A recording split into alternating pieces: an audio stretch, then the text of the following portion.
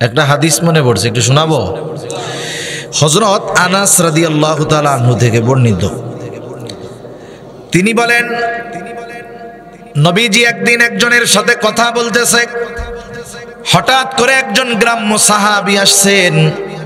গ্রামের মানুষ বোঝে না, এখনো প্রত্যন্ত অঞ্চলের এমন এমন মানুষ আছে, লোকগুলো এত সহজ সরল, তাদের এই সহজ সরলতা দেখা আমরা মনে করি এটা মূর্খ মানুষ।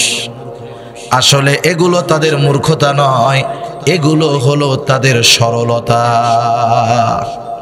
এই সহজ সরল গ্রামের একজন মানুষ নবীজি কথা বলতেছে আর একজনের সাথে।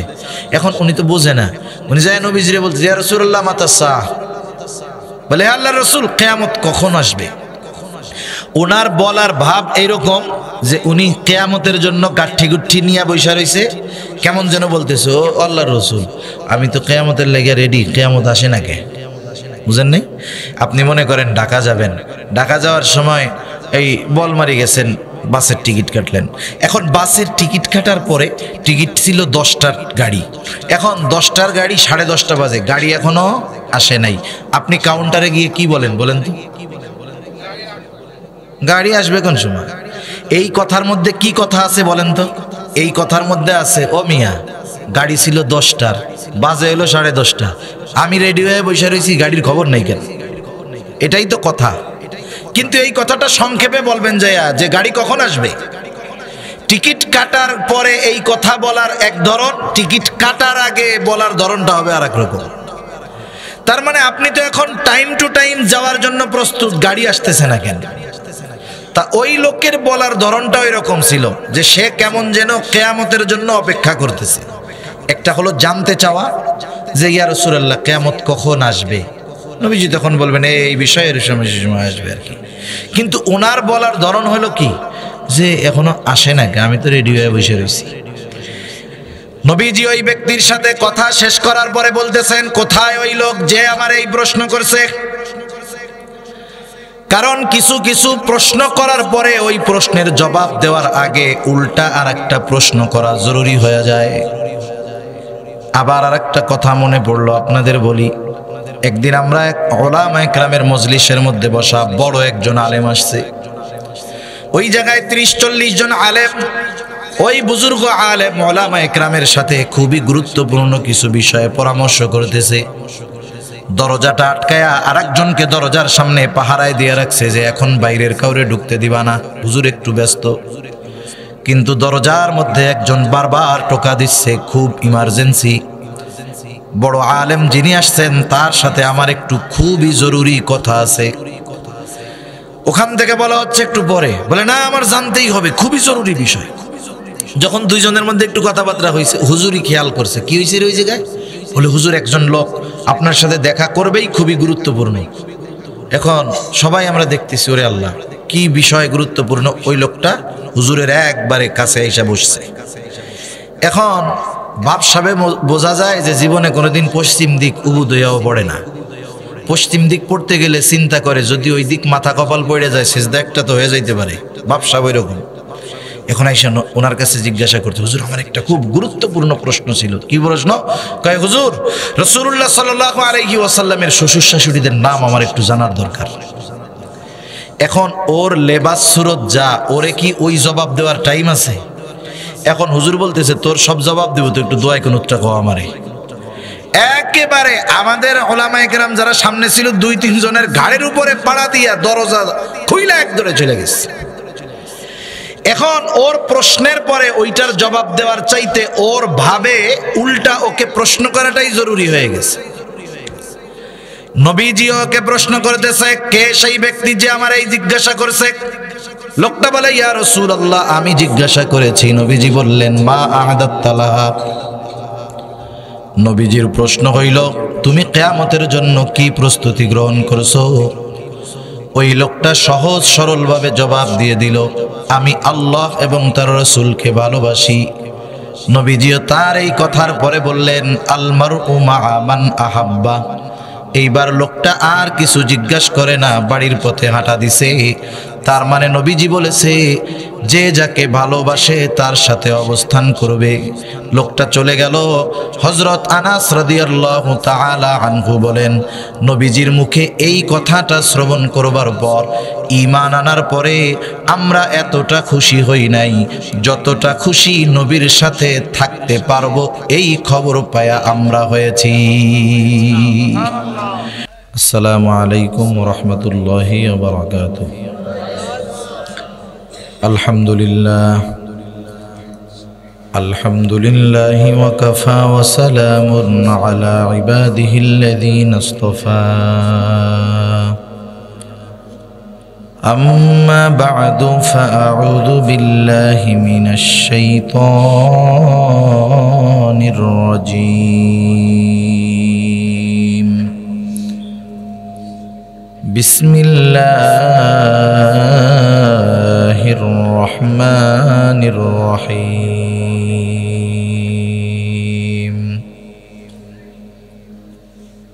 ফাআম্মাল ইনসানু ইযা মাবতালাহু রাব্বুহু ফাআকরামাহু ওয়া না'আমাহু ফায়াকুলু রাব্বি أكرمن وأما إذا ما ابتلاه فقدر عليه رزقه فيقول ربي أهانن كلا بل لا تكرمون اليتيم ولا تحاضون على طعام المسكين وتأكلون التراث أكلا لما وتحبون المال حبا جما صدق الله العلي العظيم. اللهم صل على محمد وعلى آل محمد كما صليت على إبراهيم وعلى آل إبراهيم إنك حميد مجيد. اللهم بارك على محمد وعلى آل محمد كما باركت على إبراهيم وعلى آل إبراهيم إنك حميد مجيد. الحمد لله. ঐতিহ্যবাহী ফরিদপুর জেলার অন্তর্গত বোয়ালমারী থানাধীন পোয়াইল নিধিপুর দৈবকীনন্দপুর মদিনাতুল উলুম গোরস্থান মাদ্রাসা ও ইয়েতিমখানার উদ্যোগে আয়োজিত ১৯তম বার্ষিক ওয়াজ মাহফিলের সম্মানিত শ্রদ্ধেয় সভাপতি হযরত মাওলানা শাহ মোহাম্মদ আকরাম আলী সাহেব বারাকাল্লাহু ফি হায়াতি, সকলে বলি আমিন। মুহতামিম ও শাইখুল হাদিস বাহিরদিয়া মাদ্রাসা সালথা। হযরত অল্প সময়ের মধ্যে খুবই গুরুত্বপূর্ণ কিছু কথা আমাদের সাথে আলোচনা করেছেন, আমাদেরকে বলেছেন। আল্লাহ তাআলা আমাদের হযরতের গুরুত্বপূর্ণ কথাগুলোর উপরে আমল করার তৌফিক দান করেন। আমন্ত্রিত উলামায়ে কেরাম, সামনে উপস্থিত মুরব্বিয়ানে কেরাম, সমবয়সী যুবক বন্ধু, স্নেহের ছোট ভাই এবং পর্দার অন্তরালে অবস্থানরত সম্মানিতা শ্রদ্ধা মা ও বোন, আল্লাহ রাব্বুল আলামিনের দরবারে অগণিত শুকর যে মহান মালিক আমাদের হায়াতে বরকত দিয়ে সুস্থ রেখে এ গভীর রজনীতে হাদিসের ভাষায় জান্নাতের বাগানে আসার বসার কিছু কথা বলবার এবং শ্রবণ করবার সুযোগ যে মহান মনিব দিয়েছেন, সে মহান মনিবকে খুশি করার জন্য মোহাব্বতের সাথে জবান খুলে অন্তর থেকে আমরা একবার কালিমাতুশ শুকর পাঠ করি, আলহামদুলিল্লাহ। অগণিত দুরুদ ও সালাম সৈয়দুল আম্বিয়া আশরাফুল আম্বিয়া খাতামুল আম্বিয়া ইমামুল মুরসালিন রহমাতুল্লিল আলামিন মুহাম্মদুর রাসূলুল্লাহ সাল্লাল্লাহু আলাইহি ওয়াসাল্লামের উপর আমি আপনাদের খেদমতে পবিত্র কোরআনুল কারীমের সূরাতুল ফজর থেকে কয়েকটা আয়াত তিলাওয়াত করেছি।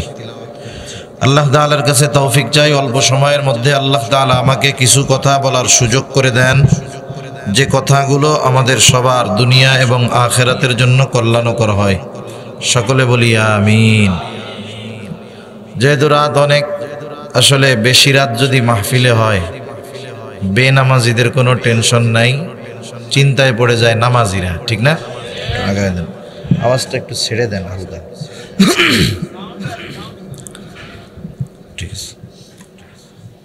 রাত যত বেশি হয় চিন্তা বেনামাজির চাইতে নামাজির বেশি হয়। সেজন্য বেশি রাত আপনাদের কষ্ট দেব না, শীতের রাত অনেক রাত, এজন্য অল্প সময়ের মধ্যে আমরা একটু আমাদের দিলের কানকে খোলা রেখে কথাগুলো বুঝবার নিয়তে আমরা শুনবো। আল্লাহ তাআলা আমাকে বলবার, আমাদের সকলকে আমল করবার তৌফিক আল্লাহ দান করেন। আল্লাহ সুবহানাহু ওয়া তাআলা এই দুনিয়াতে আমাদেরকে বিভিন্নভাবে পরীক্ষা নেন। আল্লাহ তাআলা বিভিন্নভাবে পরীক্ষা নেন। এই নয়েজটা বন্ধ হবে কেন? এই নয়েজ থাকবে না, আবার এমনি ক্লিয়ার করেন, এমনি সুন্দর আছে। আল্লাহ সুবহানাহু ওয়া তাআলা বিভিন্নভাবে আমাদের পরীক্ষা নেন, আর মুমিনদেরকে এ দুনিয়াতে পরীক্ষার সম্মুখীন হওয়া লাগবে, এটা আল্লাহ তাআলার ঘোষণা। আল্লাহ রাব্বুল আলামিন বলেন, আহাসিবান নাস আন ইউতরাকু আন ইয়াকুলু আমান্না ওয়া হুম লা ইফতানুন। মানুষ কি এটা মনে করে নাকি সে বলবে আমি মুমিন আর তাকে পরীক্ষা নেওয়া ব্যতীত ছেড়ে দেওয়া হবে? তার মানে আল্লাহ তাআলা বলেন যে নিজেকে মুমিন দাবি করবে তার এই দাবির বিপরীতে পরীক্ষা দেওয়া লাগবেই।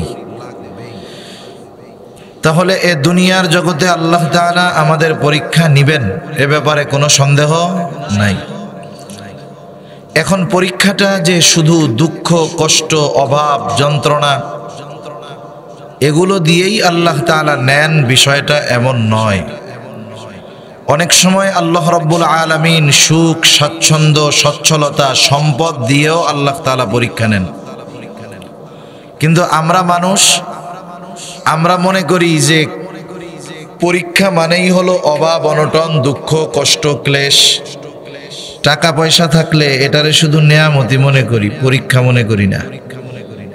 খুশি হই, ভাবি দেখছো নামাজ কালাম না পড়লেও আল্লাহ কত টাকা পয়সা দিচ্ছে।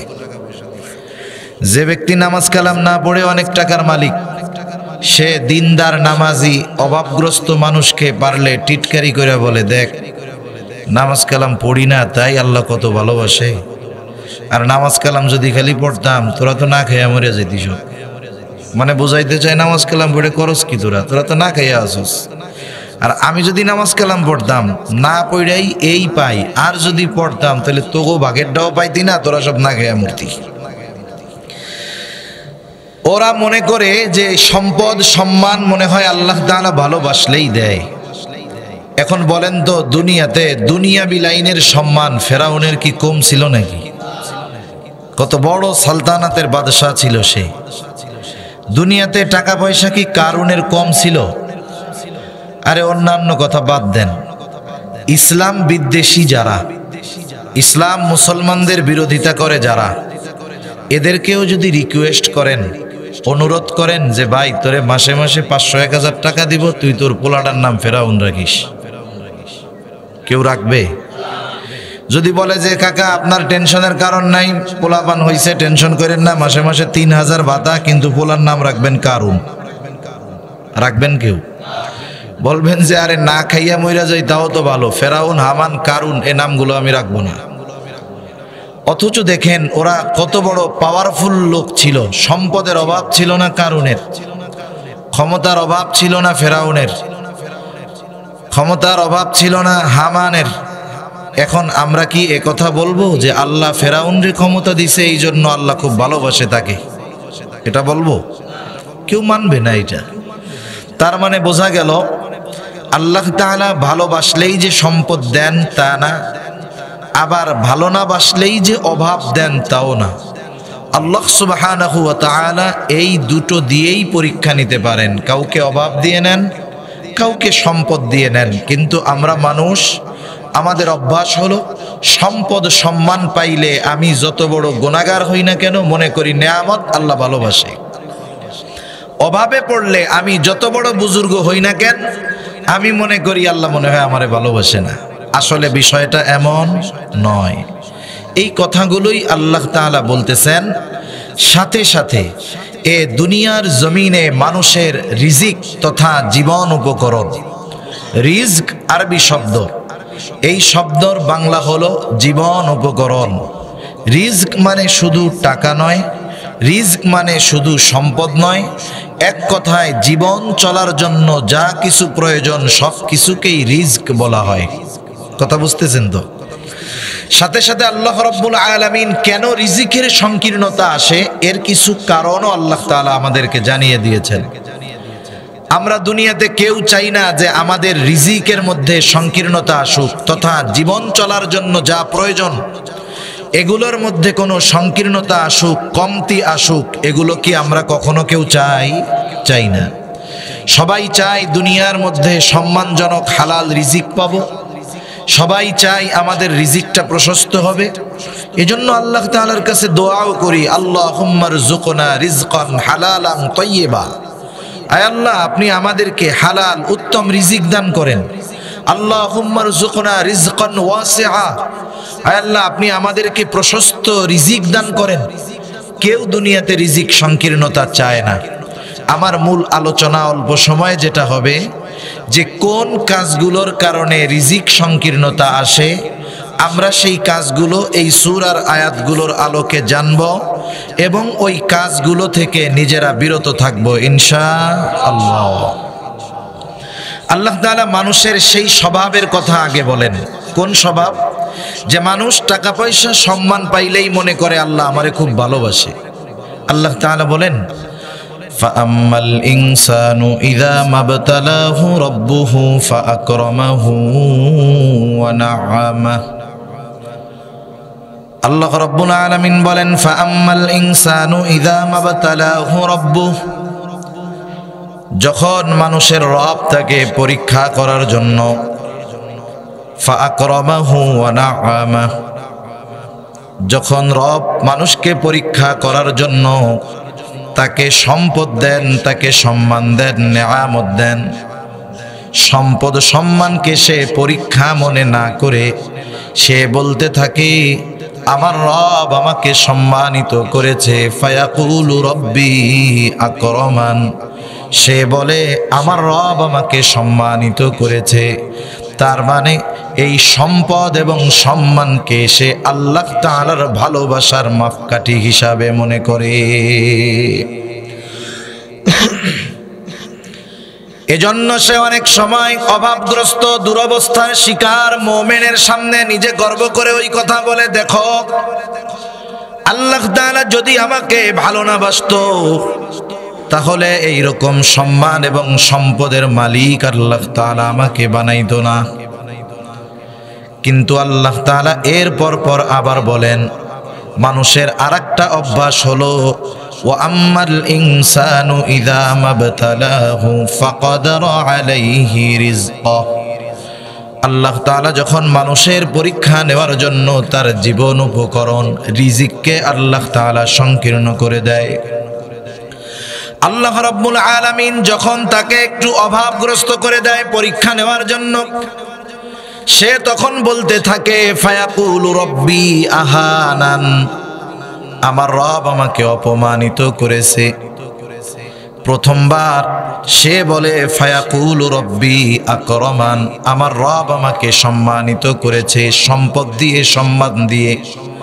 মূলত সে বলতে চায় আসলে আমি সম্পদ এবং সম্মানের উপযুক্ত ছিলাম, এই জন্যই আল্লাহ তাআলা আমাকে এগুলো দিয়েছে। আল্লাহ নেন পরীক্ষা, ও মনে করে আমি পাওয়ার মতো যোগ্য লোক। আল্লাহ নেন কি বলেন? পরীক্ষা, আর ও মনে করে আমি পাওয়ার মতো যোগ্য লোক, এই জন্যই পাইছি। আবার আল্লাহ তাআলা যখন অভাব দিয়ে পরীক্ষা নেন, ও মনে করে আমি পাওয়ার উপযুক্ত ছিলাম কিন্তু আল্লাহ দেয় নাই। নাউজুবিল্লাহ বলেন। আমাকে না দিয়ে আল্লাহ তাআলা আমাকে অপদস্থ করেছে, অপমানিত করেছে, বঞ্চিত করেছে। এই কথাটা বলার দ্বারা সে বরং আল্লাহ তাআলার বিরুদ্ধে একটা অমূলক অভিযোগ দাঁড় করায়। ওই যে বলে আমি পাওয়ার উপযুক্ত ছিলাম কিন্তু আল্লাহ তাআলা আমাকে দেয় নাই, এটা হলো আল্লাহর ব্যাপারে তার একটা অমূলক ভ্রান্তমূলক একটা অভিযোগ। এখন বলেন তো, আমার আপনার ব্যাপারে কেউ যদি এমন কোনো বিষয়ে দোষারোপ করে যেটার সাথে আমার আপনার কোনো সম্পর্ক নাই, আমি আপনি জড়িত নাই। মনে করেন একজন বলছে যে ওই কাজটা ওর জন্য হয়েছে কিন্তু আপনি এই কাজের সাথে জড়িত নয়, অথচ অভিযোগ যখন আপনার বিরুদ্ধে দাঁড় করানো হবে, আপনি যতই দুর্বল হন বলেন তো এই মিথ্যা অভিযোগের প্রতিবাদ করবেন কি করবেন না? করবেন তো। আর যদি শক্তিশালী হয়, ক্ষমতাধর হয়, তাহলে অভিযোগ করবে, উল্টা আরো মামলা দিয়ে ছাড়বে।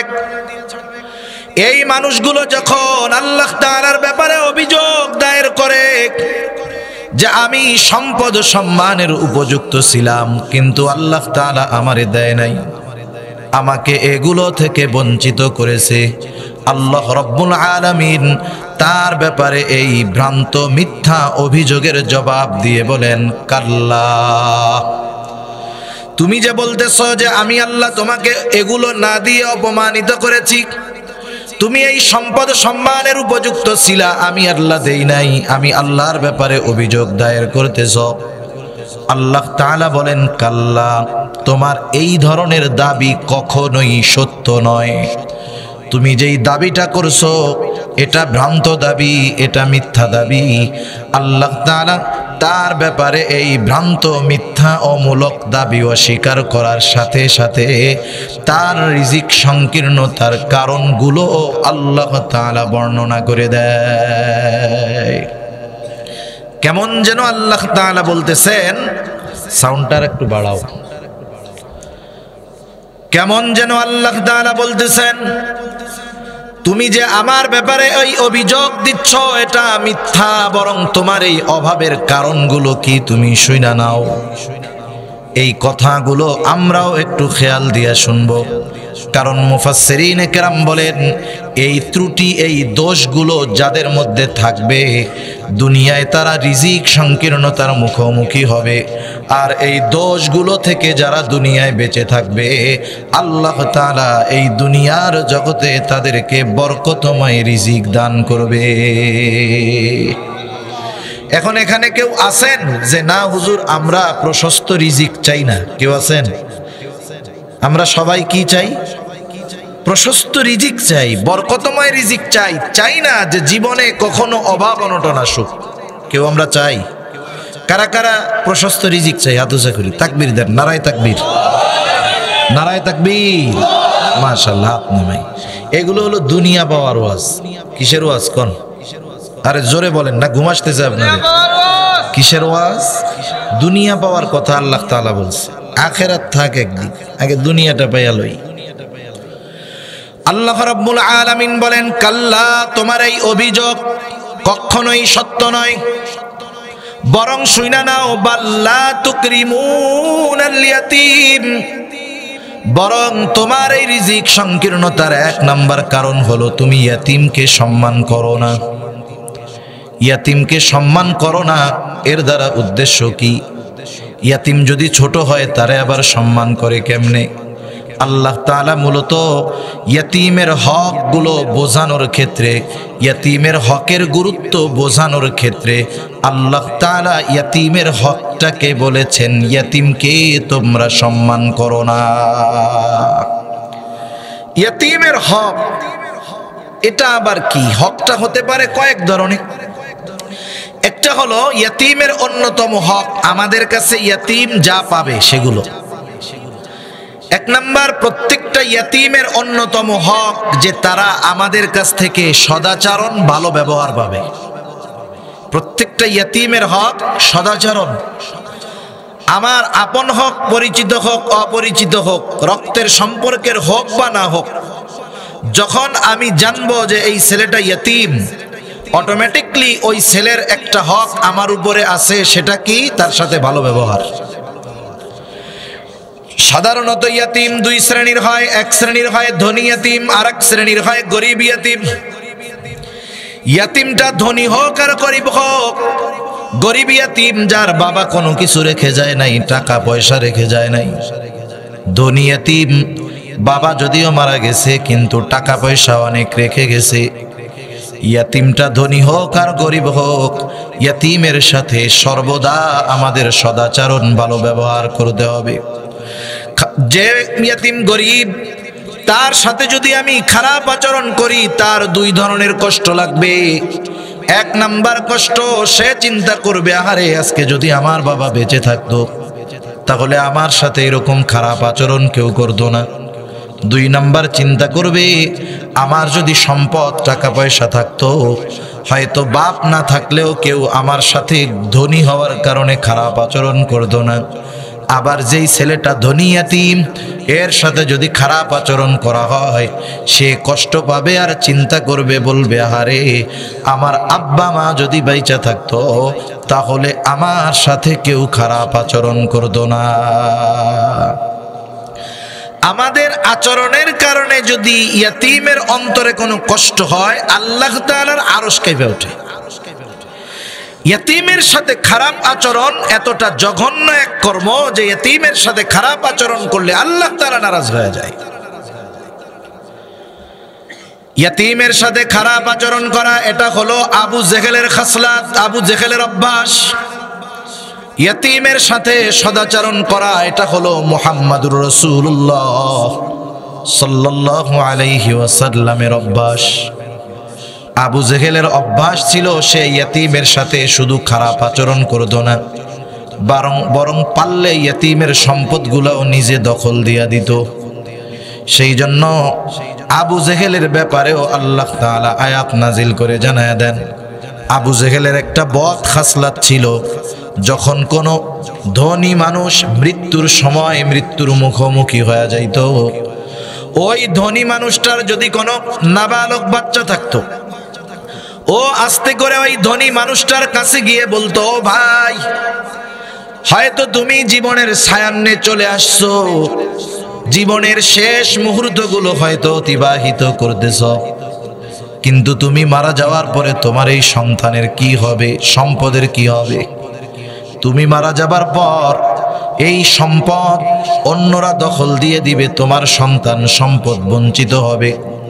তুমি একটা কাজ করো, তুমি যদি তোমার সন্তান এবং সম্পদের অভিভাবক হিসাবে আমাকে ওসিয়ত করে যাও, ঘোষণা দিয়ে যাও, তাহলে তোমার মৃত্যুর পরে তোমার সন্তান এবং সম্পদের অভিভাবক যদি আমি হয়ে যাই, এই আরবের কোনো মানুষ তোমার সন্তান এবং সম্পদের দিকে বদনজর দিতে পারবে না।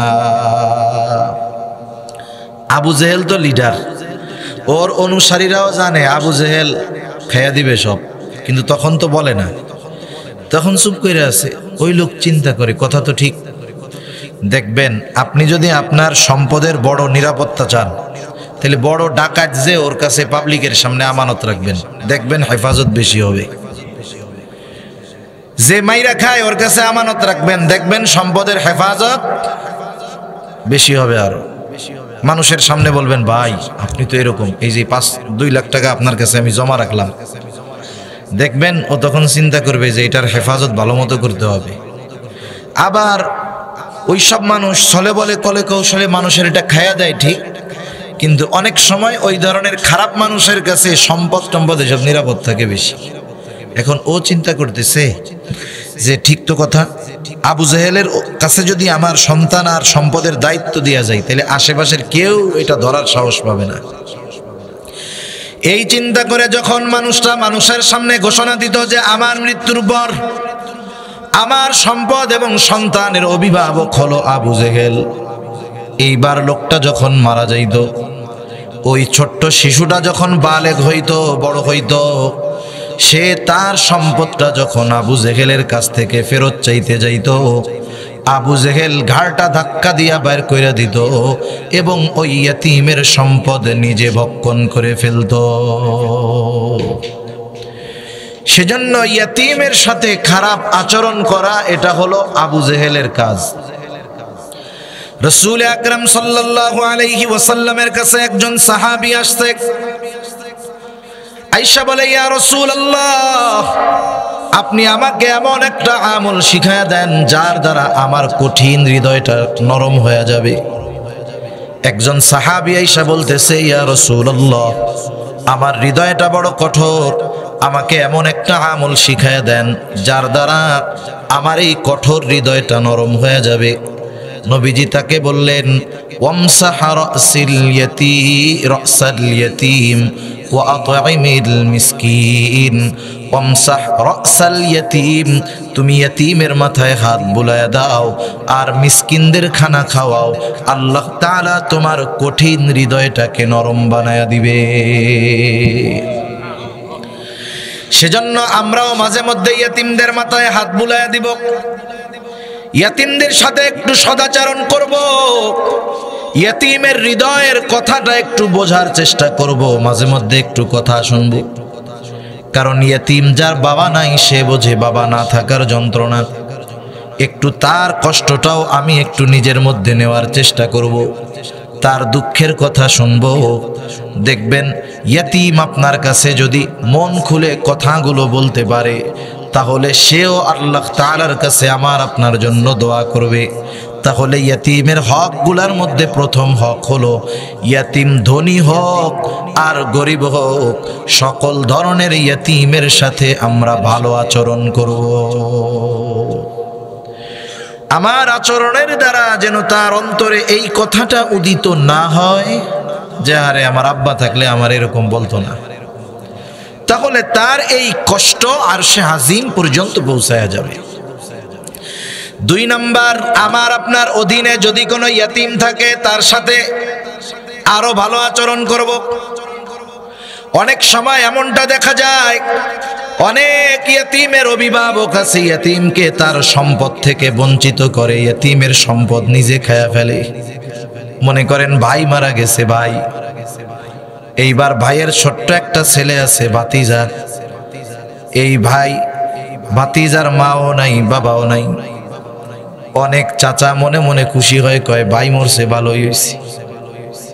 এখন ওই সম্পদটা 2 ভাগ হইতো, ভাই মারা গেছে, ভাতিজা তো এইগুলা কিছু বুঝে না, সবগুলা আমি একা খায়া নিব। এরকম ভালো চাচা তো দেশে নাই আর কি, আছে না? চাচা দিয়া উদাহরণ দিলাম, এরকম বহুত আল্লাহর বান্দা আছে। মনে মনে চিন্তা করে, বোয়ালমারি বাজারে 2 শতক জমি ছিল আব্বার, এখন 2 ভাইয়ের মধ্যে যদি ভাগ হয় 1 শতক 1 শতক হয়ে গেল। ধর 1 শতকে তো পাবলিক টয়লেটও হয় না। এখন এই ভাতিজারে ভুগুজুগু বোঝ দিয়া অন্য জায়গার থেকে খানিক দিয়া ওই 2 শতক নিজে সিস্টেম করে নিয়ে সুন্দর মতো ছোট্ট 3 তলার একটা মার্কেট উঠায় ফেলছে। মনে মনে চিন্তা করে, আমার জীবনটাও পার হয়ে যাবে, আমার পোলাপানও ঠ্যাঙের উপরে ঠ্যাং থুয়া খাইতে পারবে। অনেক খুশি হয় না আরেকজনেরটা মাইরে খাইয়া? আল্লাহ রাব্বুল আলামিন বলে, সাবধান, ওয়ালা তাকুলু আমওয়ালাকুম বাইনাকুম বিল বাতিল, তোমরা অন্যায়ভাবে কারো সম্পদ ভক্ষণ করো না, কারো সম্পদ অন্যায়ভাবে দখল দিও না। অন্যায়ভাবে সম্পদ ভক্ষণ করার বিভিন্ন পদ্ধতি আছে, শুধুমাত্র যে অন্যেরটা ওই পদ্ধতিতে খাইলেই যে অন্যায়ভাবে ভক্ষণ করা হয় তা না, বরং সুদী কারবারি যারা করে তারাও অন্যায়ভাবে অন্যের সম্পদ ভক্ষণ করে। সুদী কারবারি আসেনি আপনাকে ওইদিকে? একেবারে ঘরে ঘরে মাটি খুঁড়লেও সুদখোর পাওয়া যায়। আমার মনে হয় মাটি খুঁড়ে যে কেঁচোটা পাবেন আল্লাহই জানে ও সুদের সাথে জড়িত কিনা। যে অবস্থা সুদ। দুনিয়াতে অনেক রোগ আছে, মনে করেন একজনের এমন এক রোগ হইছে, সে ডাক্তারের কাছে গেছে, ডাক্তার এবার তাকে টেস্ট মেস্ট কইরা বলতেছে, হায়রে আপনার তো এমন এক জটিল রোগ হইছে, আপনার তো এমন এক ওষুধ খাইতে হবে যেটা হলো হারাম। কি ওষুধ? ডাক্তার বলে, আপনি যদি বাঁচতে চান টানা 1 মাস প্রতিদিন 100 গ্রাম করে শুকরের গোস্ত খাইতে হবে। শুকরের গোস্ত খাইতে হবে। এটা কেন? আপনার যে মরণ ব্যাধি হইছে এটার থেকে এইটা ওষুধ হিসাবে খাইলে আপনি সুস্থ হইতে পারেন। কোন বিজ্ঞ দিনদার ডাক্তার যদি জীবন বাঁচানোর ক্ষেত্রে ওষুধ হিসাবে শূকরের গোশত ডেলি 100 গ্রাম না 1 কেজি করেও খাইতে বলে, তাহলে বিজ্ঞ উলামায়ে কেরামের কাছে জিজ্ঞাসা করবেন জীবন বাঁচানোর স্বার্থে ওষুধ হিসাবে এই শূকরের গোশত তার জন্য খাওয়া জায়েজ কি বলেন না? জায়েজ। এখন বলেন তো দুনিয়াতে কোন রোগ হইলে ডাক্তার প্রেসক্রিপশনে লিখবে যে এই লোকরে যদি বাঁচাইতে হয় তাহলে সুদ খাওয়াইতে হবে? এরকম 2-4টা রোগ আছে নাকি? তাহলে সুদ হলো এমন এক হারাম যেটা কোনো সময় জায়েজ হওয়ার সুযোগ নাই। শূকরের গোশত এটাও প্রয়োজনে জায়েজ হতে পারে। কোন ডাক্তার যদি বলে এর এমন রোগ হইছে, বাঁচাইতে হইলে পোলাপানের পায়খানা খাওয়াইতে হবে, একেবারে চামচ দিয়া জুস বানায় খাওয়াই দিবেন, জায়েজ আছে জীবন বাঁচানোর জন্য। কিন্তু আল্লাহর কসম দুনিয়ায় এমন কোনো রোগ নাই অথবা এমন কোনো সিস্টেম নাই কখনো সুদকে জায়েজ করা যাবে। কোশ্চিন কালেও এটা জায়েজ হবে না, এমন এক হারাম এটা। অনেক হারাম আছে যেই হারাম খাইলে শুধু হারাম খাওয়ার গুনাহ হয়। কেউ যদি শূকরের গোশত খায়, শূকরের গোশত খাওয়ার গুনাহ হবে, পায়খানা খাইলে পায়খানা খাওয়ার গুনাহ হবে, এক্সট্রা কোনো গুনাহ হবে না। কিন্তু নবীজি বলেন কেউ যদি 1 দিরহাম পরিমাণ সুদ খায় মায়ের সাথে জিনা করার মতো গুনাহ হবে। এমন এক পাপ যেই ব্যক্তি করে ওই পাপের কারণে যেই ধরনের গুনাহ হয়, বলেন তো ওই ধরনের কাজ যদি ওরে করতে বলেন ও করবে? যে বলবে তারে কি করবে? ঠেঙ্গানি দিয়ে দিবে না? তাহলে যেই পাপটা রাসূলুল্লাহ সাল্লাল্লাহু আলাইহি ওয়াসাল্লাম এমন এক জঘন্য বিষয়ের সাথে তুলনা করছেন, ওই পাপটা কোনো সুস্থ মস্তিষ্কের মানুষ করতে পারে না। এজন্য কিয়ামতের দিন সুদখোর টালমাটাল অবস্থায় উঠবে। কিয়ামতবাসী হাসরবাসী দেখাই বুঝবে এটা হলো ওই যে সেই সুদখোর দুনিয়ায় ওই গুনাহ করত যেই গুনার ব্যাপারে নবীজি বলেছেন 1 দিরহাম সুদ খাইলে মায়ের সাথে জিনা করার মতো গুনাহ হয়। এখন বলেন তাইলে সমাজে যারা সুদ খায় 1 নম্বরে তো ওই ধরনের পাপী, 2 নম্বর ওরা কত বড় জঘন্য এক মানুষ, মস্তিষ্ক বিকৃত হয়ে গেছে এদের। সুদখোর যারা তাদের অবস্থা হলো এই। তাহলে দেখেন অন্যায়ভাবে কারো সম্পদ ভক্ষণ করা সাধারণভাবে খারাপ কাজ। আবার ইয়াতিমের সম্পদের ব্যাপারে আল্লাহ তাআলা স্পেশাল ভাবে বলেন সাবধান, ইয়াতিমের সম্পদটা হলো আগুন। এই জন্য আল্লাহ তাআলা বলেন ইন্নাল্লাযীনা ইয়াকুলুনা আমওয়ালাল ইয়াতামা যুলমান ইন্নামা ইয়াকুলুনা ফি বুতুনিহিম নারা। আল্লাহ রাব্বুল আলামিন বলেন নিশ্চয়ই যারা অন্যায়ভাবে ইয়তীমের সম্পদ ভক্ষণ করে, ইন্নামা ইয়াকুলুনা ফি বুতুনিহিম নারা, তারা কেমন যেন আগুন দ্বারা তাদের পেট ভরপুর করে। বুঝে থাকলে কষ্ট হলেও জবান খুইলা জবাব দিবেন। বলেন তো পরকালে আগুনের অবস্থান জান্নাত নাকি জাহান্নাম? এজন্য আল্লাহ তাআলা বলেন ওয়াসায়াসলাউনা সাঈরা, অচিরেই তাদের আবাসস্থল হবে জাহান্নাম। এই জন্য আপনার আমার অধীনে যদি কোনো ইয়তীম থাকে, সাবধান, নিজে একটু বেশি দিব ইয়তীমকে, তবুও ইয়তীমের সম্পদ ভক্ষণ করে নিজের আখিরাত নষ্ট করব না। আবার যদি ঘরে কোনো ইয়তীম থাকে, সেই ইয়তীম আপনার আপনজন হতে পারে অথবা আপনার মাদ্রাসার একটা ছাত্র লজিং রাখছেন, মনে করেন মাদ্রাসার ছাত্র লজিং রাখছেন বা আপনার আপনজন প্রিয়জন আত্মীয় স্বজন ইয়তীম আপনার বাসায় আছে, আপনি মনে করতেছেন ওরে খাওয়াইতেছি, আমার তো কইমা যাইতেছে। অথচ নবীজি সাল্লাল্লাহু আলাইহি ওয়াসাল্লাম বলেন, সহিহ মুসলিমের হাদিস, নবীজি সাল্লাল্লাহু আলাইহি ওয়াসাল্লাম বলেন ওই ঘর কতই না উত্তম ঘর যেই ঘরের মধ্যে একজন ইয়তীম আছে আর তার সাথে ভালো আচরণ করা হয়। নবীজি বলেন ওই ঘর কতই না নিকৃষ্ট ঘর যেই ঘরে একজন ইয়তীম আছে আর তার সাথে খারাপ আচরণ করা হয়। মুহাদ্দিসিনে কেরাম বলেন, যেই ঘরে ইয়তীম আছে আর তার সাথে সদাচরণ করা হয়, এই সদাচরণের কারণে আল্লাহ তাআলা তার ঘরের মধ্যে বরকত ঢেলে দেয়।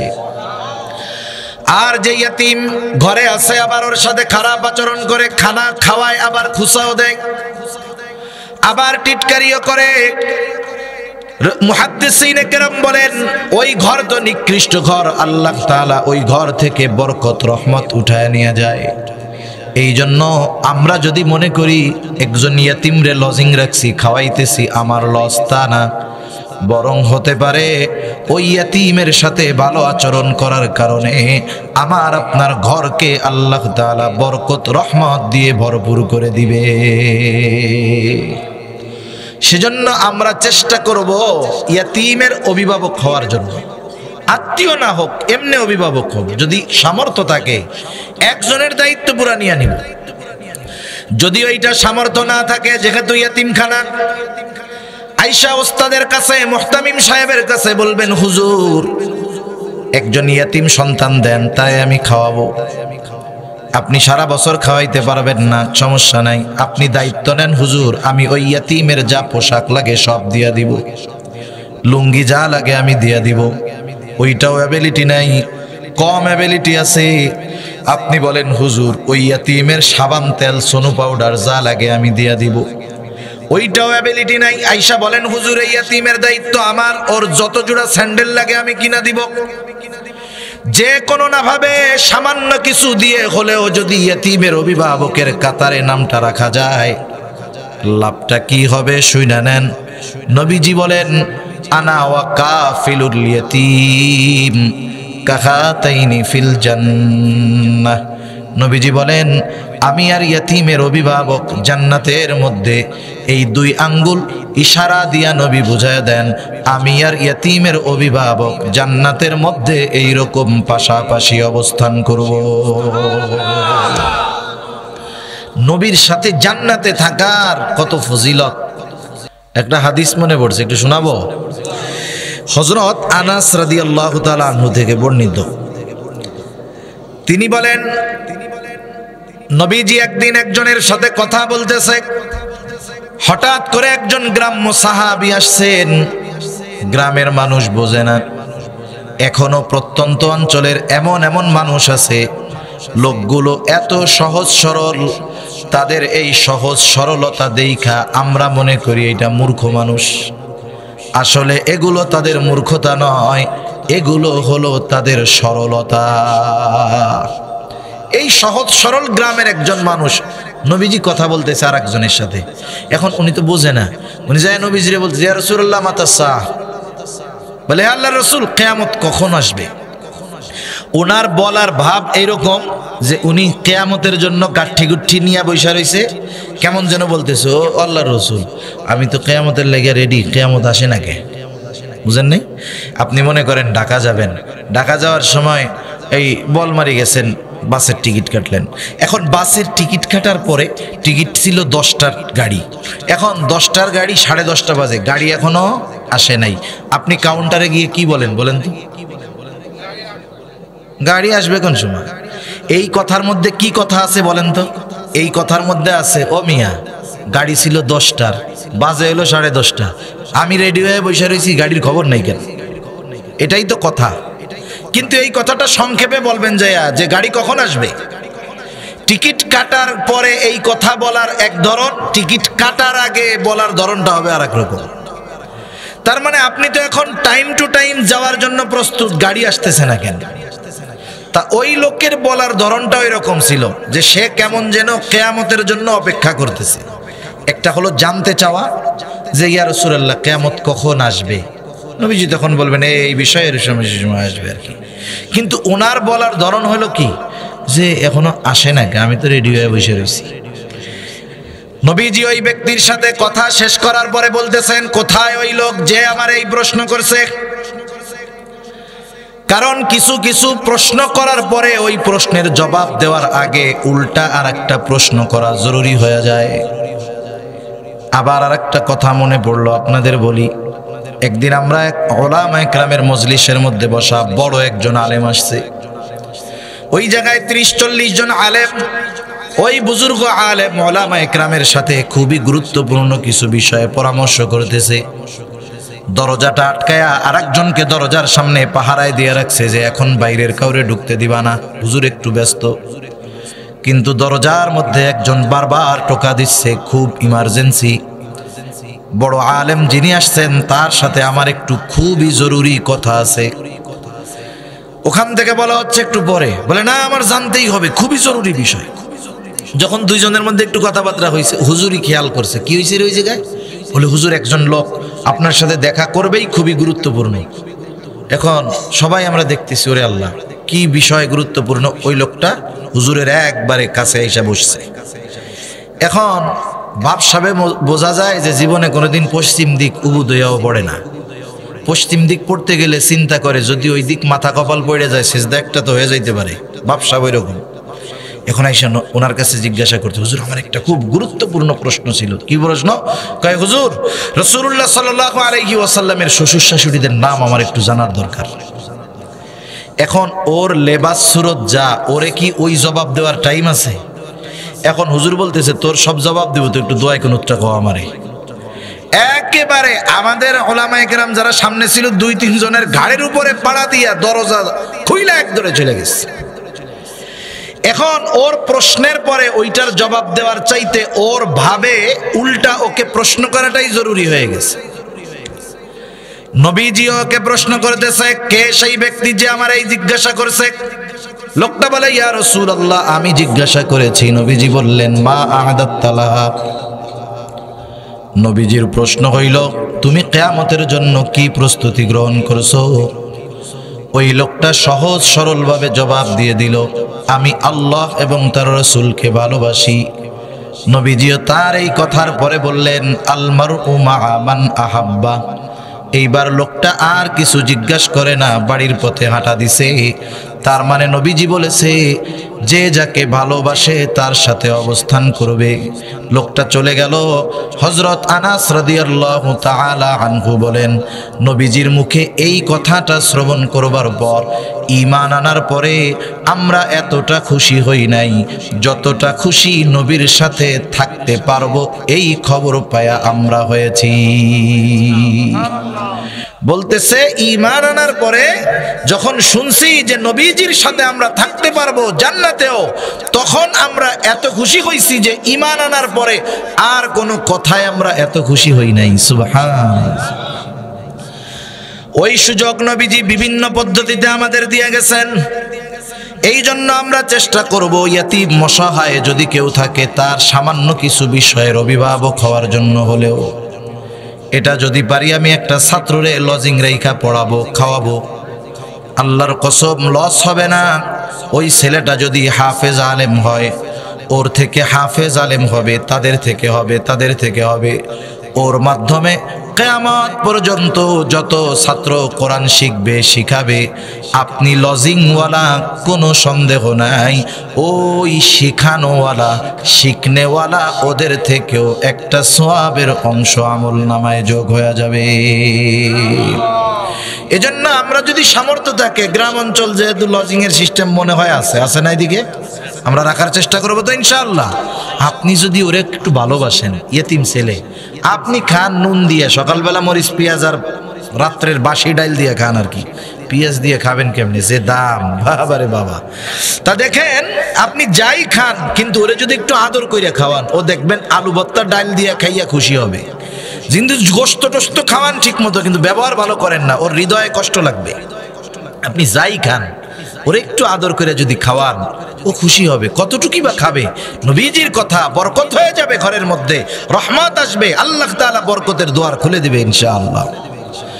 এজন্য আমরা ইয়াতিমদের সাথে সদাচরণ করব, ভালো ব্যবহার করব, তাদের হক আদায় করব, তাদের সম্পদ কখনো অন্যায়ভাবে ভক্ষণ করব না, ইয়াতিমদের সাথে খারাপ আচরণ করব না।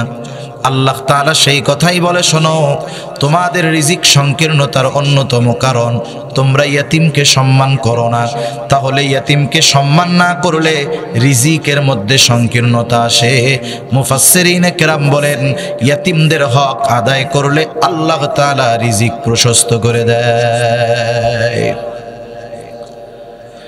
এরপরে আল্লাহ রাব্বুল আলামিন বলেন ওয়ালা তাহাদ্দুনা আলা তুআমিল মিসকিন, তোমরা মিসকিনদেরকে খানা প্রদানে অপরকে উৎসাহ দাও না।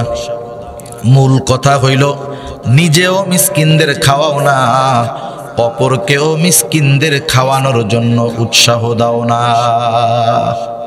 আল্লাহ তাআলা দ্বিতীয় বিষয়টা উল্লেখ করছে যে তোমরা মিসকিনদের খানা প্রদানে অপরকে উৎসাহ দাও না। দ্বিতীয় বিষয় বলার দ্বারা প্রথম বিষয় অন্তর্ভুক্ত হয়ে যায়। এখন কেমনে বুঝাই আপনাদের? এত রাত্রে কি বুঝাইতে মন চায় নাকি? রাতের বেলা বুঝ ধরাও কঠিন। মনে করেন এক গ্রামে কোনো শিক্ষিত মানুষ নেই।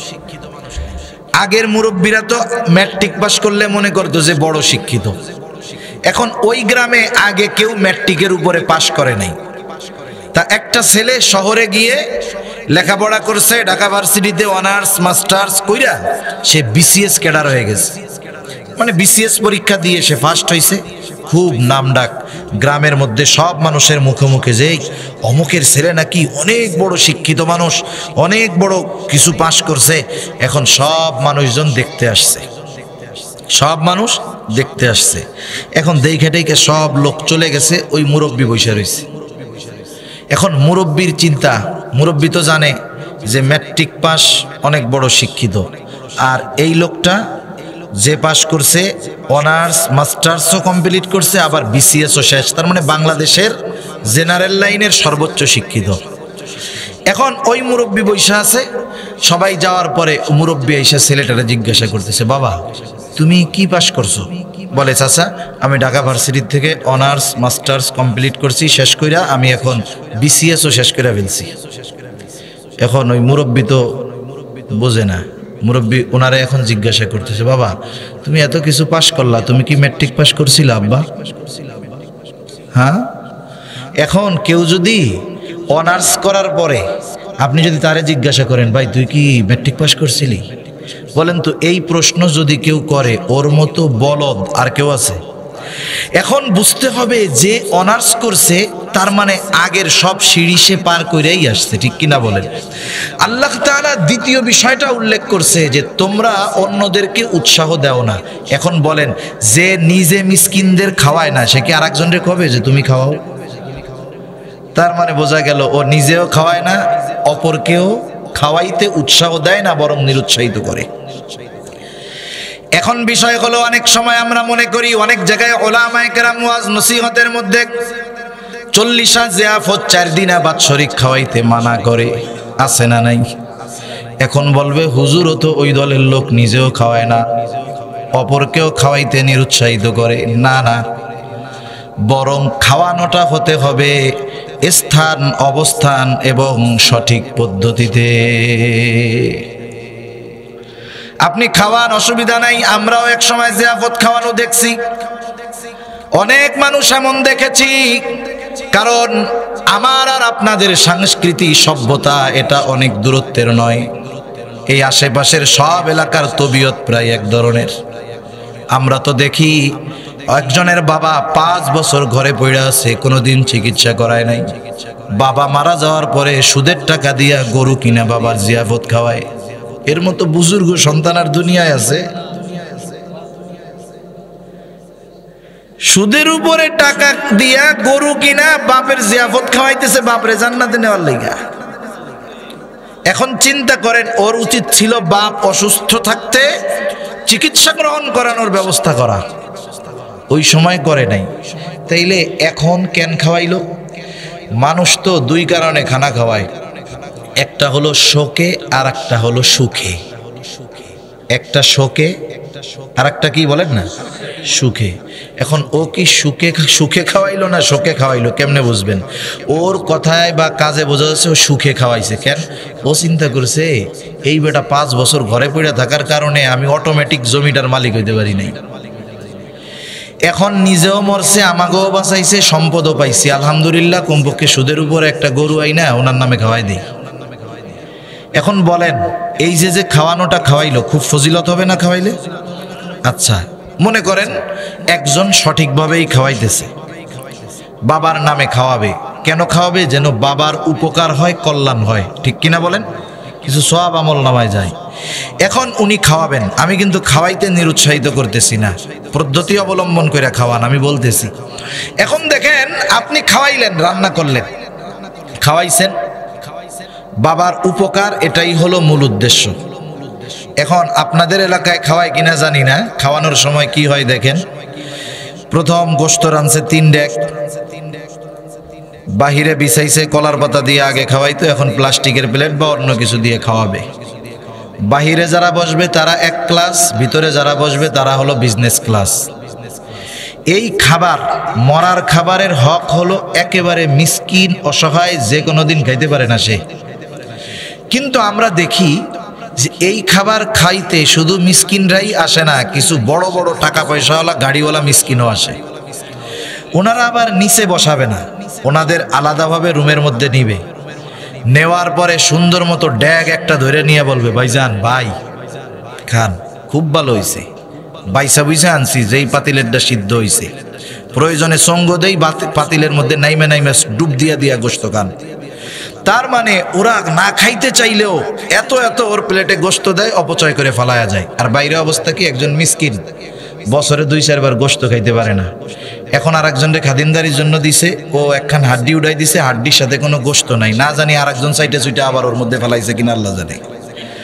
ওইটা যেই ওর পাতে দিছে, ও বলে ভাই একটা গোশত দেন, এটা খাইলে খা, নাহলে ভাগ এই জায়গা থেকে সর, ফকির নির্বলা থেকে আইছে, এরকম বলে কি বলে না? যদি খাওয়াইতেই হয়, হকটা তো তার ছিল, তারে কি খাওয়ানো হইল বলেন? আপনার যদি খাওয়াইতে মন চায়, আমি মানা করি না, আপনি একটা গরু জবাই দেন, এলাকার ধনী কাউকে দাওয়াত দেওয়ার দরকার নাই, আশেপাশের গ্রাম থেকে 50 জন ওই রকম মিসকিন খুঁজা বাড়িতে আনেন, এইবার ওই গোস্তের ডেকসিটা তাদের সামনে দিয়া বলেন, তোদের যত মন চায় খা। এখন সমস্যা হলো, ওদেরকে খাওয়াইলে তো নাম হবে না। যদি টাকাওয়ালা, সম্পদওয়ালা, পয়সাওয়ালাদেরকে খাওয়ানো হয়, খুব নাম হবে। সেই জন্য খাওয়ানো মানা নয়, কিন্তু খাওয়ানোর পদ্ধতি যদি ঠিক না হয়, খাওয়ানোতে কোনো লাভ নাই। ওই যে গরিব মানুষ, যে সারা মাসে একবার গোশত খায় না, যদি বাবরচির রান্নার সময় একটু ঝালও হয়, ও বদনাম করবে না, একটু লবণ কম হইলেও সে কিছু বলবে না, গোশত যদি কম সিদ্ধ হয় কিছু বলবে না, ও খাইয়া আলহামদুলিল্লাহ বলে চলে যাবে। কিন্তু আমার মতো মানুষ যে প্রায় দিনেই খায়, এরে যদি গোশত খাওয়ান, খাওয়ানোর শেষে 3 জন একসাথে চলতেছে, বলে দোস্ত কেমন হইল, আর একজনকে দূর ওটা জবর ফাজিল, কি হয়েছে, কয় দেখিস না, এই যে বিরিয়ানি রাঁধছে, এর মধ্যে এমনভাবে গোলাপ জল দিছে যাতে ঘেরা নেই অর্ধভোজন হয়ে যায়, মানে পাবলিক জানি না খাইতে পারে, ঘেরা নেই কুবোকাত। আর একজনকে কি গোশত যে রানলো, কোত্থেকে যে বাবস্তি আনছে, আমার মনে হয় ইচ্ছা করে জাল বেশি দিছে রে, আমি খাইতে পারি নাই। আর একজন বলে, তুই খাবি কেমনে, গোশত টাইনা ছিঁড়ার লাগে তো বুলডোজার দরকার ছিল, যে শক্ত। আর একজনকে ও আসলে আমাকে ফাঁকি দিছে, ও মনে হয় একবারে মরা তাজা যেটা ছিল বাজারে অসল গরু, ওইটা কম দামে কিনাই না আমাকে খাওয়াইছি। এখন বলেন তো, যেই লোক খাওয়াইলো তার সামনে যদি ওই আল্লাহর বান্দারা এই কথাগুলো বলে, ওনার খুব খুশি লাগবে না? ভারী খুশি লাগবে না? ভারী খুশি লাগবে। এখন দেখেন, 1 নাম্বার হলো, হাদিসের মধ্যে আসছে খাবারের দোষ ত্রুটি বর্ণনা করা। আমি দাওয়াত দিয়া খাওয়াইয়া ওদেরকে খাবারের দোষ ত্রুটি বর্ণনা করার সুযোগ দিয়ে দিলাম, কারণ ওরা তো প্রত্যেক দিন খায়। কিন্তু যে না খায় জীবনে, মাসে একবারও পায় না, ওরে খাওয়ানো কিচ্ছু বলবে না, বলবে আলহামদুলিল্লাহ, যা খাইছি ভালো খাইছি। আবার দেখেন, আর একজন যখন বলবে, দেখ আমাকে সাথে সিটিংবাজি করছে, দাওয়াত দিয়াই না একবারে বুড়া গরু খাওয়াইছে যাতে না খাইতে পারি। এই যে ওই লোকের বিরুদ্ধে একটা মিথ্যা ধারণা করা হলো, এটা হলো কবিরা গুনাহ। একটা কবিরা গুনাহ, একটা গীবতের গুনাহ এক পাল্লায় যদি রাখা হয়, সারা জীবন মানুষকে খাওয়ানোর সওয়াব যদি এক পাল্লায় রাখা হয়, কোনো সন্দেহ নাই গীবতের গুনার পাল্লাটা ভারী বেশি হবে। সেই জন্য আপনি যদি খাওয়াইতে চান, খাওয়াবেন আল্লাহ তাআলার জন্য, এই খাবারের উপযুক্ত যে আপনি তাকে খাওয়ান, কোনো অসুবিধা নাই। কিন্তু বাস্তবতা হলো এটা হয় না। নবীজিও সাধারণভাবে খাওয়ানোর ফজিলতের কথা বলছেন। একজন লোক নবীজির কাছে আইসা প্রশ্ন করতেছে, আইয়ুল ইসলামি খাইর, ইসলামের মধ্যে সর্বোত্তম আমল কোনটা? নবীজি ছিলেন উম্মতের রুহানি ডাক্তার। একই প্রশ্ন যদি একাধিক ব্যক্তি করত, ব্যক্তির অবস্থা বুঝা নবীজি জবাব দিতেন। এই ব্যক্তির প্রশ্নের জবাবে নবীজি বললেন, তুতঈমুত তাআম ওয়া তাকরাউস সালাম আলা মান আরাফতা ওয়া মান লাম তারিফ। নবীজি বলেন, তুমি মানুষকে খানা খাওয়াও আর পরিচিত অপরিচিত সবাইকে বেশি বেশি সালাম দাও। তাহলে মানুষকে খানা খাওয়াও, নবীজি কোনো স্তর বিন্যাস করেন নাই। একজন ফকির গরিব মানুষ, সেও যদি আল্লাহর সন্তুষ্টির জন্য কোটিপতিকে খানা খাওয়ায়, বলেন তো ফজিলত আছে না নাই? আপনি আপনার সন্তানকে বিবাহ দিয়েছেন, অলিমা করবেন, মেয়ের বিবাহ দিবেন, সামর্থ্য আছে, ছেলের বিবাহ দিবেন, আত্মীয় স্বজন দাওয়াত দিয়ে খাওয়াইছেন, বলেন তো আল্লাহর জন্য যদি খাওয়ানো হয় ফজিলত আছে না নাই? কিন্তু খাওয়াইয়া টাওয়াইয়া যদি এক দরজা রাখছেন, টেবিল একটা পাইতা বসছেন, তাইলে ফজিলত আছে না নাই? আছে তো, টাকা পয়সার ফজিলত আছে না? এইটাই তো বড় ফজিলত। আবার কতজন কিন্তু ফর্দ রাইখা দেয়, মনে করেন উনি দাওয়াত দিছে, দেখে যে ওরা আইসা 5 জন খেয়ে দিছে 1000, 2 বছর পরে দাওয়াত দিছে, ওই ফর্দ বাইর করে যে ওগো তো আমরাও দাওয়াত দিছিলাম, দেহ তো কয় টাকা দিছিল। এখন বউ কয় যে ওরা কিন্তু 5 জন আইসা খাইছে। আচ্ছা টাকা দিছে কত? কয় টাকা দিছে তো 1000, তাহলে 200 করে ভাগে পড়ছে, যেটা তো লস হয়েছে মনে হয়। এইবার ওরা চিন্তা করে আমরাও শোধ নিমু কেমনে। এইবার বিয়ার দাওয়াত দিছে, ওনরা তো 2 জন আর কেউ নাই। এবার মাইয়ারে ফোন দিছে, এই অমুক দিন অমুকে দাওয়াত দিছে, নাতিপুতা সবাইরে নিয়ে আসিস। এইবার কয়জন নই আইসা এক টেবিলে বইছে আর কি না, এক টেবিলে 10 জন খেয়ে দেয়, টাকা দিয়ে দিছে 1000। কয় দেখ দিছি দিছি টাকাইয়ে। পাবলিকও চালাক কম না। আগে শহরে মানুষ বিবাহ দিত, একটা কার্ড দেওয়া যাইতো, বলতো আপনাদের সবার দাওয়াত। এখন মানুষও তো চালাক, চিন্তা করে বিয়া খাইতে যাবো, একা যাবো কেন, টাকা তো দিতেই হবে। এইবার সবাই আইনা টাই না, মেয়েরে খবর দেয়, ছেলেরে খবর দেয়, সবাইরে খবর টবর দিয়া এক কার্ডে 10 জন ওই কমিউনিটি সেন্টারে ঢুইকা ধুমসে খাইয়া দেয়। যে টাকা দেয় তাতে যা খাইছে তার চাইতে বিল আরো কম দেয়। মানুষও চালাক হয়ে গেছে, চিন্তা করছে এই সিস্টেম তো হবে না, কি করা যায়। এখন একবারই গেছে দাওয়াত দিতে, আপনারা জানি কয়জন, আমরা তো 5 জন ধরেন, এই যে 5টা কার্ড আপনাদের দাওয়াত, লেখা থাকে অনলি ফর 1 পারসন। এক কার্ডে কয়জন? এখন কমিউনিটি সেন্টারের সামনে গেছে, গেটে ঢুকতে তো হবে, ওই দিন গেটে লোক থাকে। ওরা চিন্তা করে আমরা যদি কেউ থাকি, আত্মীয় স্বজন যদি কেউ চলে আসে, যদি কার্ড না থাকে তাহলে তো লজ্জায় হইলেও ঢুকতে দিতে হবে। অপরিচিত একটারে দাঁড়া করায় দেয়া, কয় শোন আমার আব্বাও যদি আসে, কার্ড যদি না থাকে ঢুকতে দিবি না, ঠিক আছে? বলে হ্যাঁ স্যার ঠিক আছে। এবার আপনি তো কার্ড নিয়ে গেছেন একটা, সাথে লোক নিয়ে গেছেন 3 জন, যখন ওই অপরিচিত লোকরে এক কার্ড দিয়ে 3 জন ঢুকতে যাবেন, ঢুকতে দিবে? এখন এক কার্ডে একজন ঢুকবে, খাইয়ে কি 1000 টাকার কম কি দিতে পারবে? আর যে সিস্টেমে রান্না বান্না হবে, যতই পেটুক হোক, সহজে 1000 টাকা খাইতে পারবে না। তাহলে দেখেন পাবলিকও চালাক আছে, ওরা চিন্তা করে যেহেতু বিজনেস ধরছি, বিজনেসটার সিস্টেম চেঞ্জ করে ফেলাই। এখন এই ধরনের দাওয়াত দিয়ে খাওয়ানো, এটা হলো সভ্য সমাজের এক ভদ্রবেশে ডাকাতি। কি বলেন? ভদ্রবেশে ডাকাতি। আপনি খাওয়ান, আল্লাহর জন্য খাওয়ান, ফজিলত আছে। সাহাবায়ে কেরাম খাওয়াইয়া প্রতিদান চাইতো না, তারা খাওয়াইয়া কি বলতো? ইন্নামা নুতঈমুকুম লিওয়াজহিল্লাহি লা নুরিদু মিনকুম জাযাআও ওয়ালা শুকুরা। সাহাবায়ে কেরাম খাওয়া বলতো ইন্নামা নুতঈমুকুম লিওয়াজহিল্লাহ, আমরা তোমাদেরকে আল্লাহর জন্য খানা খাওয়াইছি, যেহেতু আল্লাহর জন্য খাওয়াইছি, প্রতিদান দিবেন কে? লা নুরিদু মিনকুম জাযাআও ওয়ালা শুকুরা, আমরা তোমাদের কাছে কোনো বিনিময় চাই না, কোনো প্রতিদান চাই না। বিনিময় প্রতিদান বহুদূর, খাইয়া আমাদেরকে একটু ধন্যবাদ দাও, এটাও আমরা চাই না। সেজন্য খানা সাধারণভাবে খাওয়ানো ফজিলতের কাজ, যদি নিঃস্বার্থে খাওয়ানো হয়। এখন যদি আমার প্রতিবেশী হয়, এক্ষেত্রে খানা খাওয়ানো শুধু ভালো কাজ নয়, এক্ষেত্রে খানা খাওয়ানো ঈমানি দায়িত্ব। কারণ নবীজি বলেন, লাইসাল মুমিন আল্লাযী ইয়াশবাউ ওই ব্যক্তি মুমিন নয় যে নিজে পেট পুরে খায় আর তার পাশে তার প্রতিবেশী অভুক্ত থাকে।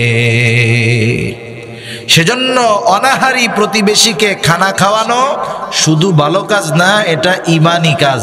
এজন্য আমরা মাঝে মধ্যে প্রতিবেশীর দিকে একটু খেয়াল রাখবো, ইনশাআল্লাহ। রাখা যাবে না? গরিব অসহায় অনেক আছে, আপনার ছেলে বিদেশে আছে, চাকরি করে, আপনি খাইতে পান অনেক, মাঝে মধ্যে একটু কিছু রান্না করলেন, তাদের দিলেন, এতে হৃদ্রতা ভালোবাসা বাড়বে। আরে আপনার আমার আত্মীয় স্বজন ধনী যত বড় থাকুক না কেন, প্রতিবেশীর সাথে যদি আমার ভালো সম্পর্ক না থাকে, আমি যদি তাদেরকে শুধু হেডাম দেখাই যে আমার চাচা কিন্তু একটা ডিসি, আমার ভাই কিন্তু একজন এসপি, এখন মনে করেন আপনি একদিন গভীর রাতে স্ট্রোক করছেন, ওই এসপি ডিসি আছে ঢাকা, এখন ওরা যদি পাশের থেকে বলে তোর এসপি ডিসি আছে না, তোরে তারা হাসপাতালে নিয়ে যাবে, ওরা আসতে আসতে আপনার হায়াত শেষ। এজন্য সর্বক্ষেত্রে দেখবেন যখন মানুষ বিপদে পড়ে, ধনী মানুষ বিপদে পড়লে ধনী মানুষ অগ্রসর হয় না, বরং আশেপাশের গরিবরাই আগে সহযোগিতার জন্য দৌড়ায়। ঠিক কিনা বলে? এজন্য আমার আপনার প্রতিবেশী যদি অভাবী দরিদ্র থাকে, তাদের সাথে আমরা আমাদের হৃদ্রতা, ভালোবাসা, মহব্বত বাড়াবো। আর মিসকিন অসহায়দের খানা খাওয়ানো, এটা তো আরো ফজিলতের কাজ।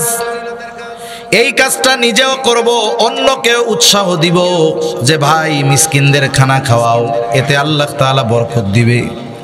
আর জিয়াফত, চল্লিশা মল্লিশা এই সব বাদ দিয়া খাবারটা যদি আসলেও মৃত মা বাবার কল্যাণের জন্য খাওয়াই, খরচটা যদি তাদের কল্যাণের জন্যই করে থাকি, তাহলে ওই খরচটা এমন জায়গায় করব যেন কিয়ামত পর্যন্ত এই খরচের উপকার ওই মা বাবা কবরে শুয়া শুয়া পাইতে থাকে।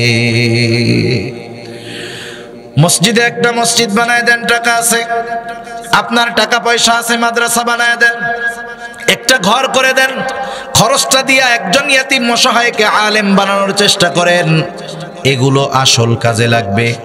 তাহলে রিজিক সংকীর্ণতার দ্বিতীয় কারণ হলো ওরা নিজেরাও মিসকিনদের খাবার দেয় না, অপরকেও খাবার দিতে উৎসাহ দেয় না। আমরা মিসকিন অসহায়দের খানা খাওয়াবো, নিজের যদি সামর্থ্য না থাকে আর একজনকে খানা খাওয়ানোর জন্য উৎসাহ দিব তো ইনশাআল্লাহ। খাওয়াবো ঠিক, কিছু খরচ হবে, কিন্তু বেশি দিবেন কে? আল্লাহ। 3 নাম্বার কারণ রিজিক সংকীর্ণতার,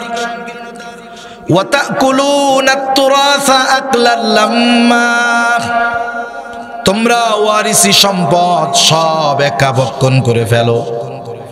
যদিও ইয়াতিমদেরটা স্পেশাল ভাবে উল্লেখ করা হয়েছে যে তোমরা ইয়াতিম যারা আছে তারা উত্তরাধিকার সূত্রে যেই সম্পদ প্রাপ্ত হওয়ার কথা সবটা নিজেরা খেয়ে নাও।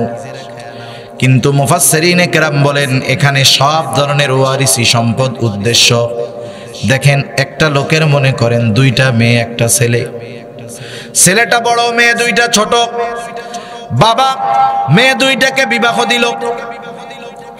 কিছুদিন পরে বাবা দুনিয়া থেকে চলে গেল। বাবা অনেক সম্পদ রেখে গেছে। মারা যাওয়ার পরে সন্তানের দায়িত্ব কি? 1 নাম্বার দায়িত্ব, সন্তান তার বাবার দাফন কাফনের সব ব্যবস্থা করবে। ঋণ যদি থাকে বাবার সম্পদ থেকে ঋণগুলা দিয়ে দিবে, যদি বাবার না থাকে সন্তান দিবে, বাবার যদি থাকে বাবার সম্পদ থেকে দিয়ে দিবে। এরপরে বাবার যদি কোনো ওসিয়ত থাকে আর ওই ওসিয়তটা তার রেখে যাওয়া সম্পদের সর্বোচ্চ 3 ভাগের 1 ভাগ হয়।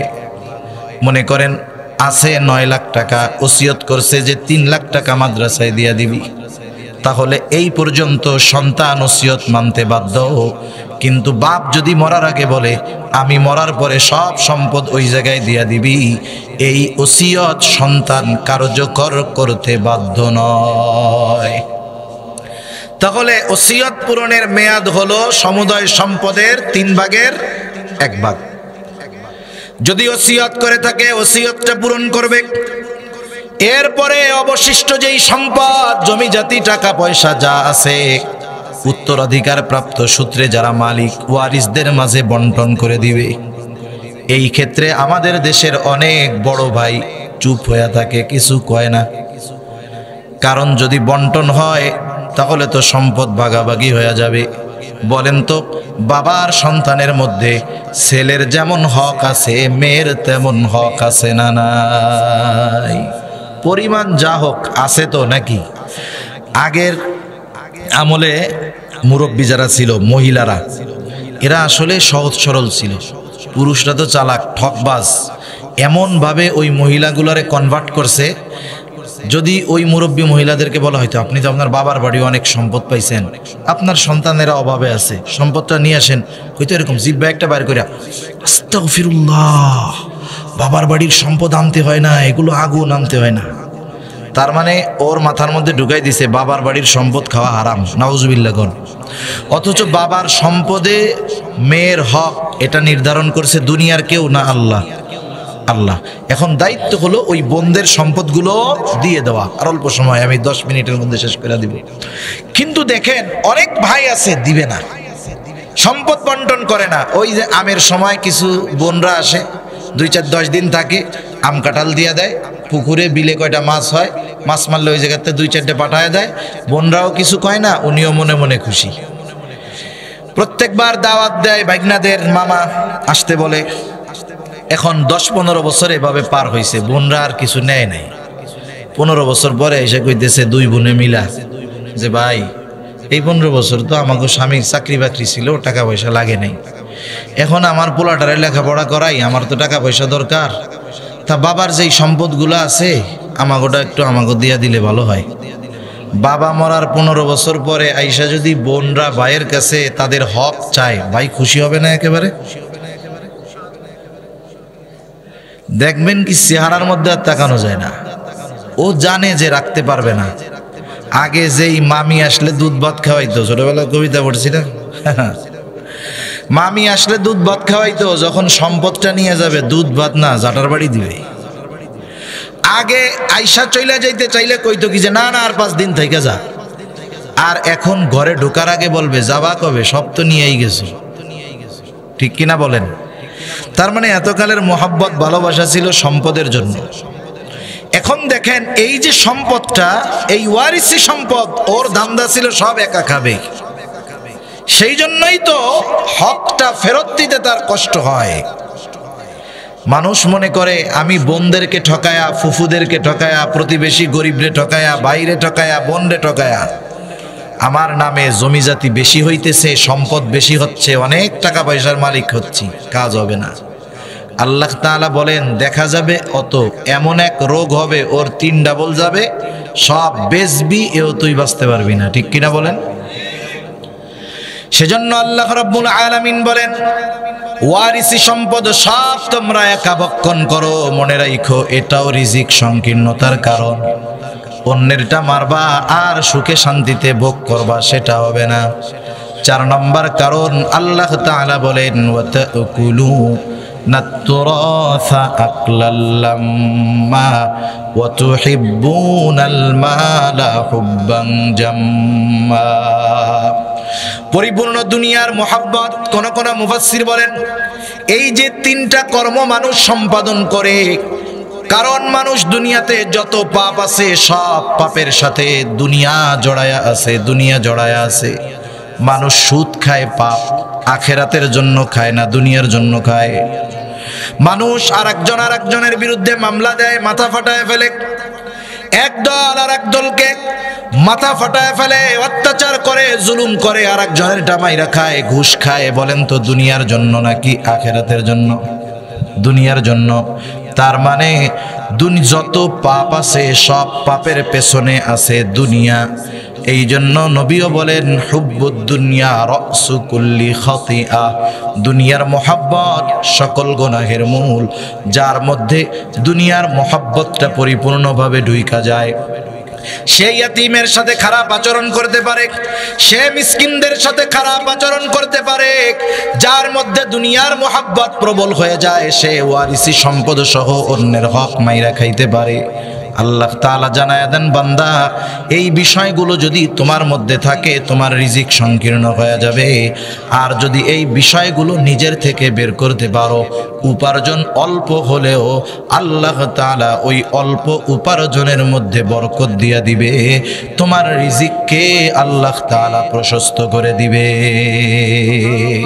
সেজন্য আমরা সকলেই দুনিয়ায় চাই যে আমাদের জীবন উপকরণগুলো আমরা সহজে যেন পাওয়া যায়। সকলে চাই না আমরা? তাহলে আমরা ইয়েতিমদের সাথে ভালো ব্যবহার করব, মিসকিনদের খানা খাওয়াবো। আমার কাছে যদি কেউ কোনো হক পায়, আমি এগুলো হাসি মুখে তাদেরকে ফিরায় দিব, সাথে সাথে আখিরাতের মোহাব্বতকে, আখিরাতের চিন্তাকে অন্তরের মধ্যে প্রাধান্য দিব। তাহলে এ দুনিয়াটাও আমার জন্য আল্লাহ তাআলা আসান এবং বরকতময় করে দিবে।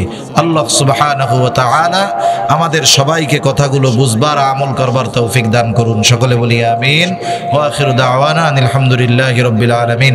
আসসালামু আলাইকুম ওয়া রাহমাতুল্লাহি ওয়া বারাকাতুহু।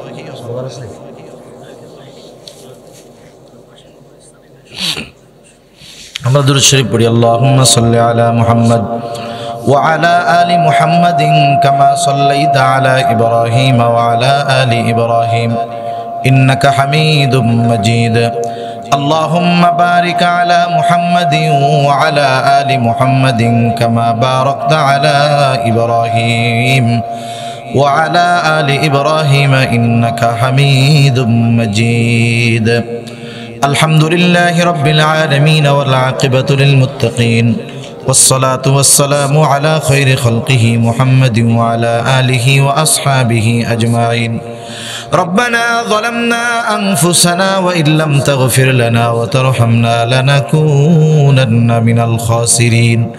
ربنا آتنا في الدنيا حسنة وفي الآخرة حسنة وقنا عذاب النار. ربنا لا تزغ قلوبنا بعد إذ هديتنا وهب لنا من لدنك رحمة إنك أنت الوهاب. দয়াময় আল্লাহ, গভীর রাত পর্যন্ত দিনই আলোচনা করার পরে গুনাহমাখা হাত আমরা তুলে ধরেছি। আয় আল্লাহ, রাত যত গভীর হয় দুনিয়ার মানুষের দরজাগুলো বন্ধ হয়ে যায়, আর রাত্র যত গভীর হয় আপনার রহমতের দুয়ার তত উন্মোচিত হয়। আয় আল্লাহ, আমরা গুনাহগার, আপনি গফফার, আপনি আপনার গফুর গফফার রহিম রহমান নামের ওসিলায় যে যেখান থেকে হাত উঁচু করেছে আল্লাহ আমাদের বিগত জীবনের সকল কবিরা সগীরা গুনাহগুলো মাফ করে দেন। আমাদের আত্মীয় স্বজন যে যেখানে আছে মাফ করে দেন আল্লাহ।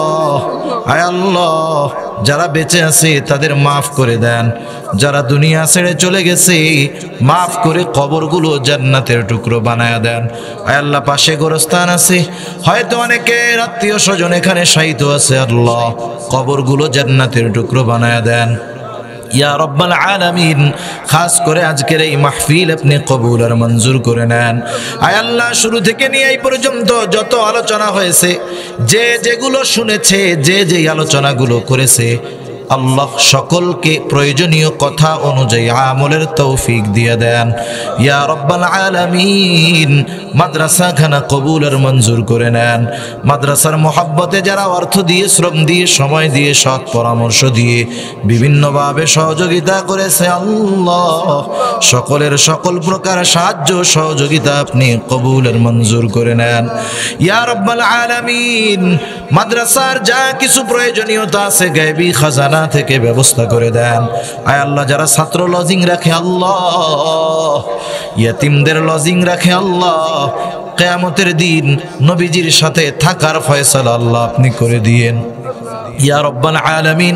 আমাদের মধ্যে যারা অসুস্থ আছে সুস্থতা দান করেন।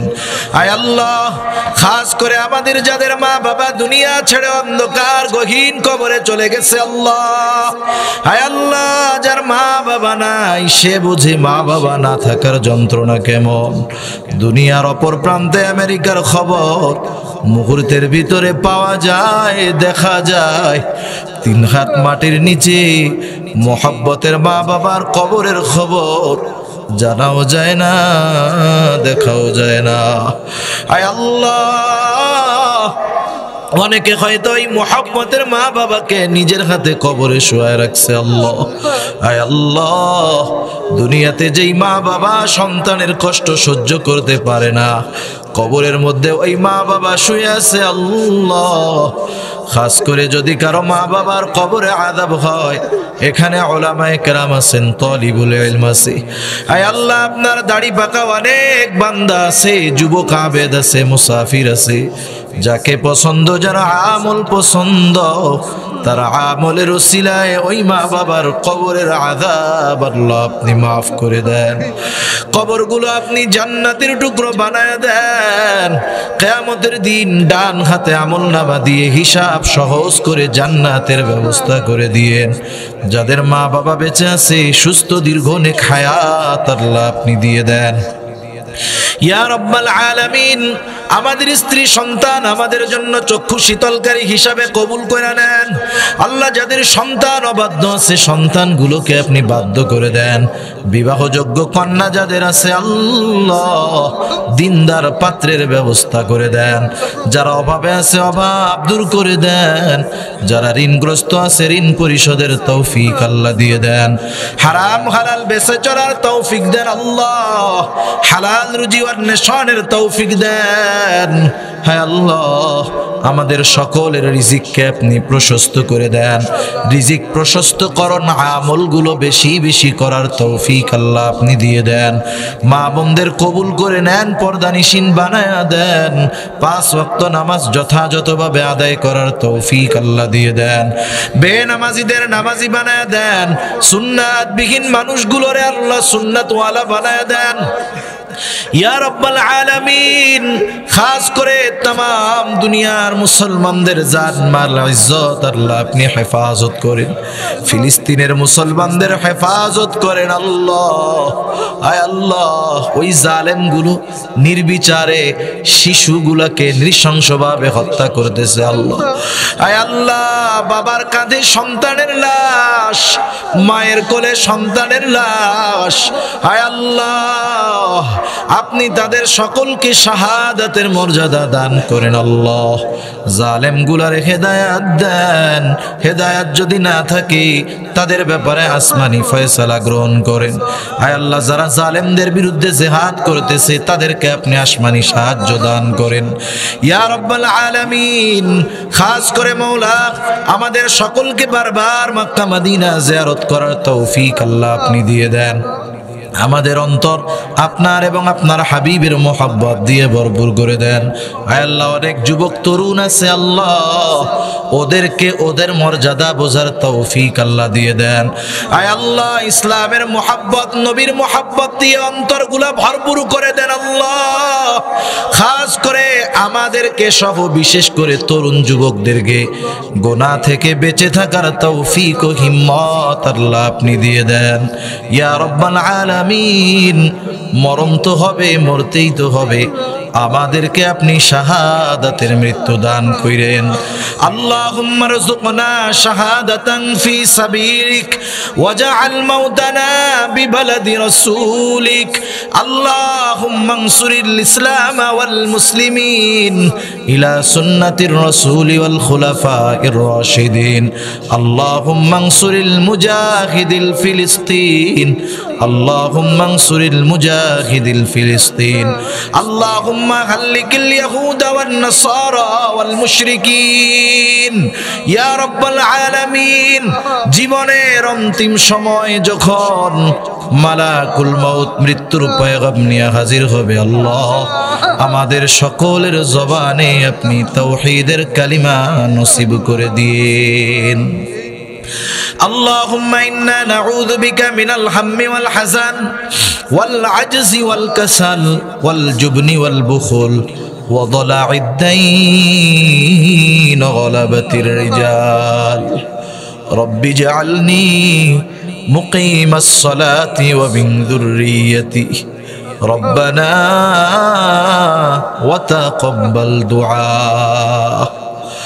ربنا اغفر لي ولوالدي وللمؤمنين يوم يقوم الحساب. ربنا هب لنا من أزواجنا وذرياتنا قرة أعين وجعلنا للمتقين إماما. رب ارحمهما كما ربياني صغيرا.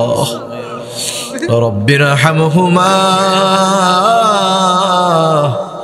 كما ربياني صغيرا وصلى الله تعالى على خير خلقه محمد وعلى آله وأصحابه أجمعين آمين برحمتك يا أرحم الراحمين.